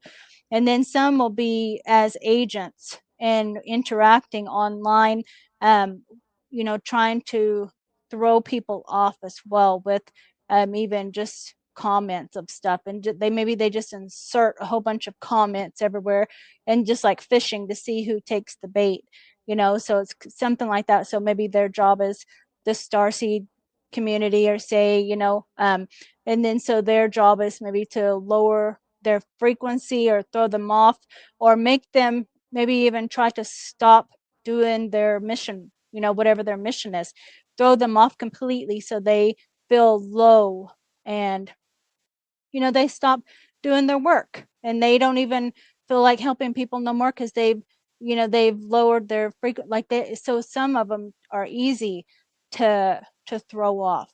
So and at first maybe it is for all of us, because we have to kind of learn and then get back up and then do it again, and sometimes we fall for it again and then you get back up. But then the process of getting back up, it doesn't take as long, and then you build up your kind of armor, and then you recognize, wait, this person keeps doing this to me over and over, even if it's like someone as a parent or anybody at all, that's saying that's always constantly putting you down, that way too.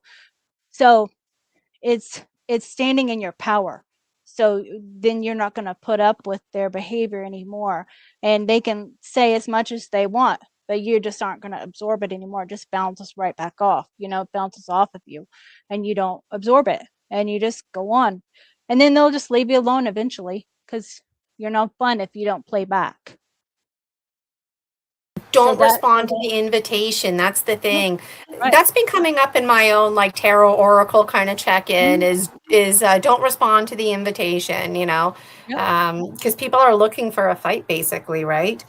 So you're talking about conscious evolution, like being more aware of yourself, because it reminds me of the tarot card, the Tower. Like, we need to fall. Nothing is meant to be permanent. We're supposed to be in a state of temporary impermanency, which can be frustrating. But like, knowing you're going to fall, if you can live consciously, then when you fall less hard. You can get back up with more ease. You have healthier boundaries, like we talked about before, Yeah. So we got lots of positive comments in the chat. Sprinkle, hi Eric 33, I see you there. Julia, Missy's here. Everybody's really been enjoying the show. Lots of comments about having a great show. Thanks. And I have been chatting and Christy. Oh, okay. Yeah. Thank you so much for watching.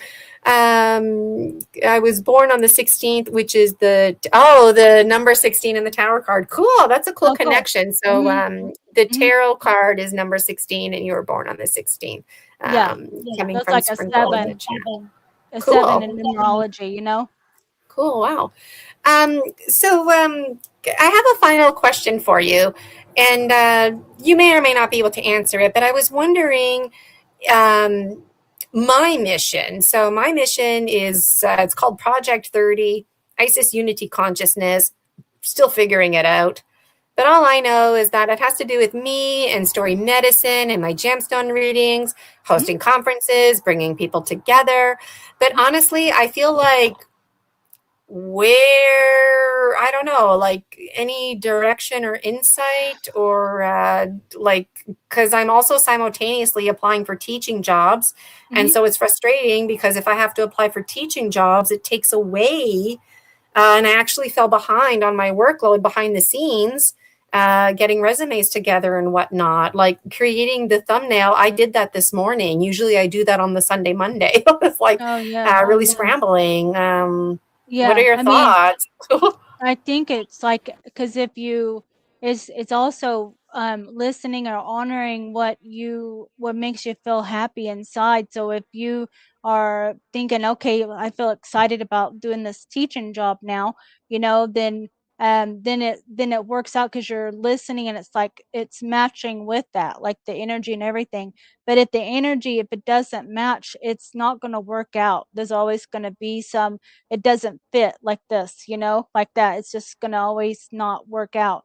But if you're following with your in your heart, the what makes you feel kind of excited or happy, you know, kind of following the positive of what you really want to do, and things kind of just unfold and open up, and always at the right place, or you know, things like that with books, or you know, so it's just constantly doing stuff that makes you feel happy.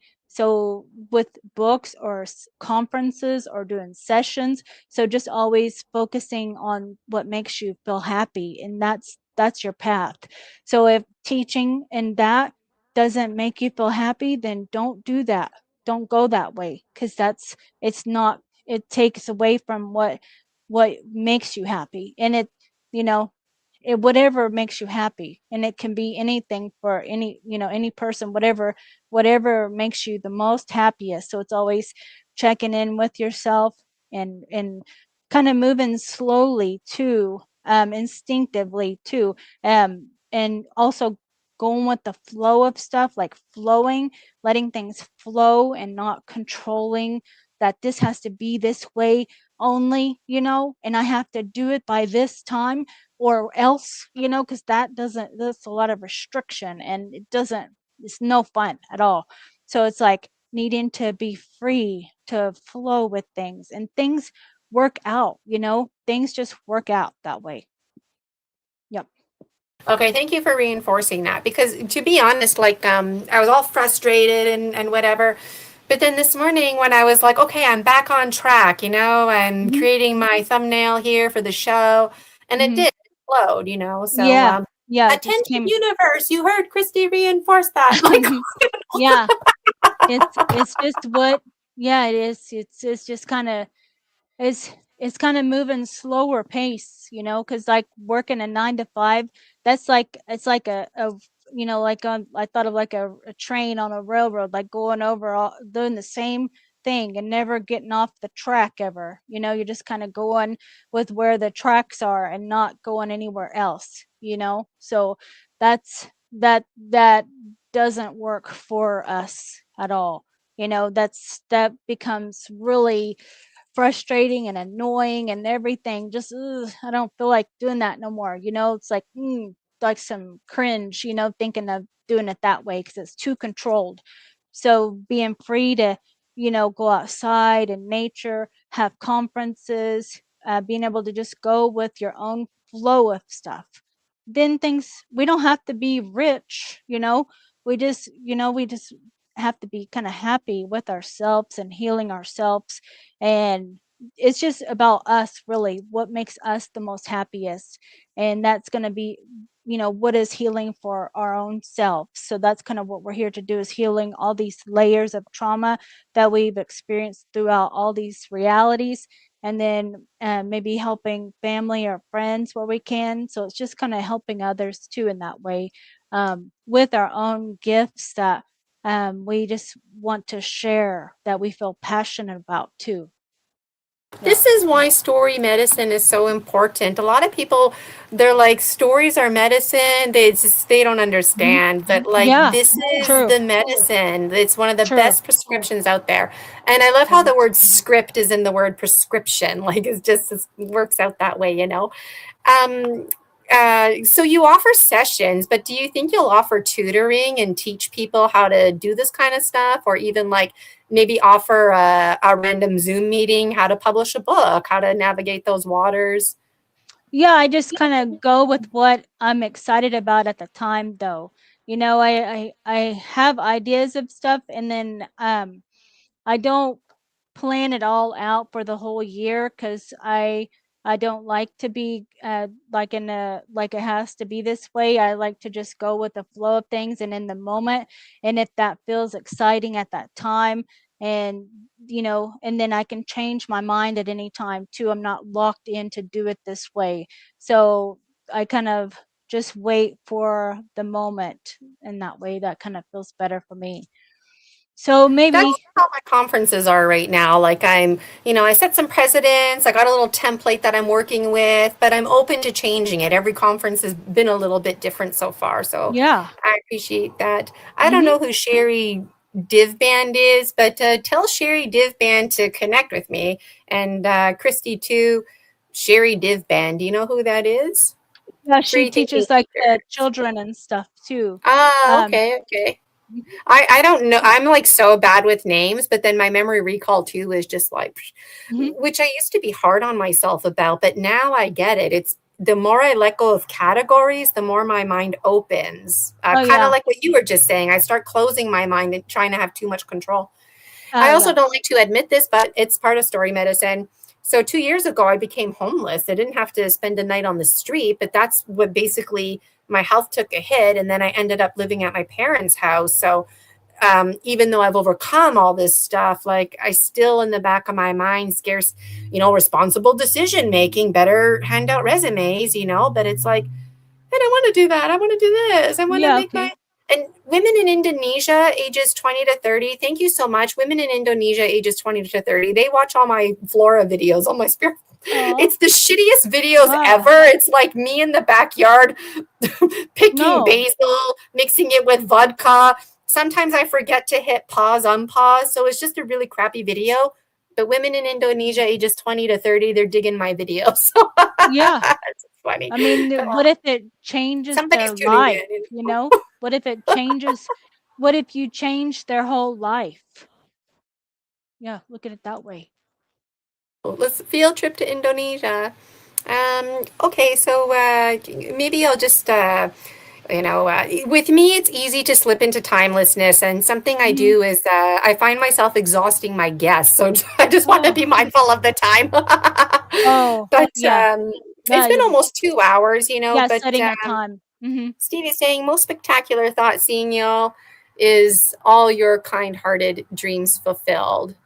Yeah, working, like, I mean, when you were a kid growing up, you never thought you would do something like this. You would have never imagined, and here you are fulfilling dreams that you didn't even know you had, right? Christy Yeah, and Campbell, helping others, 33. and then they help others, so we activate others, just like you just said, the Indonesia, maybe you activate their desire to want to do that too. You're teaching them, so now they can go on and do that too and fulfill what they desire, because they watched your video. So it's just something like that. So when we listen and follow our heart and our inner guidance and everything, then that changes others. They can feel that and then they change too. Yeah, And that's true. I feel children do that and we deny them that. We train Mm. children. No, no, no. Don't think what you're thinking. Think what I'm thinking. Oh yeah, Fuck you. that's not. Uh, Yeah, just to answer a question in the chat, I yeah. don't tutor, but on my YouTube, there's a playlist called Miss Casella's Classroom. So if anybody needs help with bed math or transforming decimals into percentage, that's there. I might need to watch it as a refresher, but no, I don't offer online tutoring. I like, I was thinking about putting together a little program about dream journaling, but again, it got sidetracked with reality, right? Mhm. So, yeah, really grateful for you today, Christy, and hanging out with us. We've got lots of positive feedback here in the Yeah, chat. It's actually a that's bit hard for me to keep up with the chat. There was lots of really so great things good. coming in. Yeah, Yeah, yeah. So I thank you definitely all. have to have you back. Let me Thank just you show all this for here. interacting with us too. Yeah, it's been great. Yeah, I think it's just about putting yourself first too, instead of taking care of everybody else, and worrying about what everybody else will kind of think or something in that way, or taking care of, putting them first before us. So it's taking care of your own needs and what you desire first, and then try to it that's a program for us, so it's sometimes hard to get back to us, and it's a constant need to check in with ourselves and um think like, oh, it is okay to sit here outside and not do anything under the tree, just sit here, so we always think we got to be doing something, so it's kind of slowing down and to listen to ourselves and to not have so much outside interaction, interference. It's like interference, so then we never hear our inner guidance because all this outside noise is going on. So it's going to a place where it's quiet so you can start hearing yourself thinking and listening and tuning in and responding back, you know. So it's kind of like, oh, okay, now I'm in the flow of things. So I love that. And the responding back. I feel like we could talk for like another easy like 10 hours, right? Like we just keep talking about so many things. And just for those of you who are tuning in, Christy has some pretty heavy content too, with some pretty serious themes.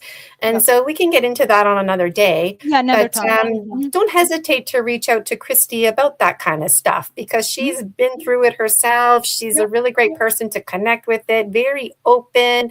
I showed you her website. Make sure you check it out. If you're looking for somebody to talk to, this is somebody you can talk to. This is your answer today, right here on Story Species, Story Medicine, you know. And I feel really lucky because, like I mentioned earlier, Christy's going on vacation. She's got another show tonight. And then, you know, so check her website, be proactive, get your money sorted out. Even if you're saving like, you know, $5 here, $10 there, put it to the side, get the insight that you seek. You know, follow Christy, get her books, even though some of the books are targeted for children. Those books are very much suitable for adults too. On Amazon, all my books. There's I have 41 books that I have on Amazon that I've made. So you can look on Amazon for them, and on my website, then I list all my services there, you know. So, and then I have all my YouTube videos too that help. There's ample content. Even just watching Christy's videos, you know, are really inspiring. So hi, Jason. I just see you there in the chat. Yeah. So, wow. Well, I feel like I got to end it. Otherwise, we will keep talking, which I'm fine with. But I know that you need to get on there. But thank you so much, Christy, for being on Story Species, Story Medicine, Extra Strength. We definitely got a good dose of story medicine today with you. And I really appreciated your openness, just chit-chatting about your everyday life, you know, hanging out at the beach, collecting rocks, that kind of stuff. Really relatable. And I really enjoyed having you as a guest on my show. Some of the rocks, there's quartz and stuff, you know, different kind of quartz. So really cool stuff that I got last year. So yeah, I have a whole bunch of different. Oh, here's one that's like this, the beach. You can kind of see the metallic color. So the whole beach is like that. That's a whole entire is there lava mixed in with that? It's just like quartz and I think I forget the other, but it's just like a metallic. The whole thing, instead of sand, it's like this whole beach is like that. And did you go there last year? I might have a memory of a random picture of you at a beach and it was just black rocks. Well, I thought it was rocks. It was sand though. Huh. Yeah. Can you see my screen, how this looks on my screen there? Can you see my computer, my screensaver or not? Oops.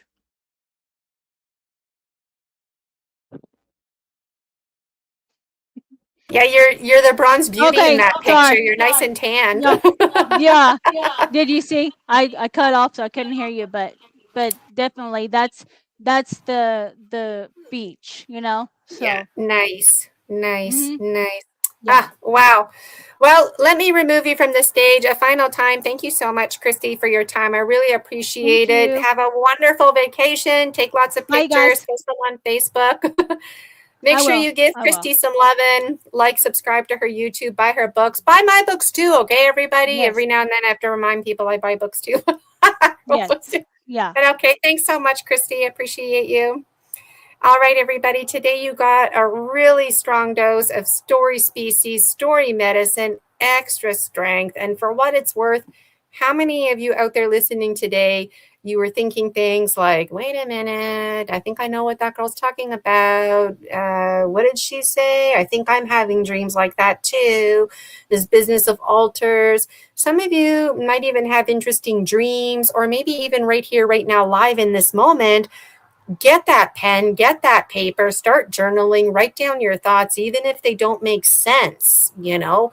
Look at Christy's artwork, see how it resonates with you. And if you want to book a session with Christy, somewhere in the chat here, I've been flashing it the whole show.